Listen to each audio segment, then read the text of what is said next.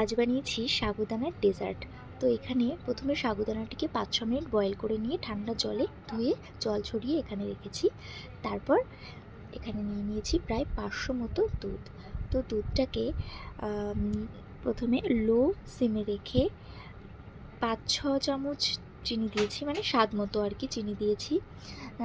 তারপর এখানে বেশ ভালোভাবে নাড়াচাড়া করে দুধটা যখন হালকা একটু ঘন ঘন হয়ে যাবে, তারপর সাগুদানার মধ্যে দুধটা ঢেলে দিয়ে বেশ ভালোভাবে নাড়াচাড়া করে নিয়েছি।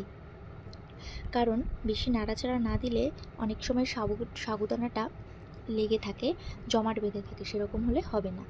তারপর এটা আমি ফলগুলো কেটে রেখেছিলাম তার মধ্যে দিয়ে বেশ ভালোভাবে মিশিয়ে নিলাম। তারপর এখানে কিশমিশ আর আমন্ড আমি কুচি করে রেখেছিলাম, সেগুলি এর উপর দিয়ে দিলাম। তারপর এটা আমি ফ্রিজে রেখে দিয়েছিলাম।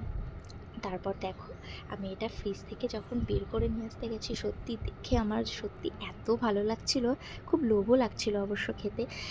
মানে দেখেই মনে হচ্ছিল কখন খাবো আর কি। অসাধারণ হয়েছিল। তোমরাও ট্রাই করে দেখতে পারো।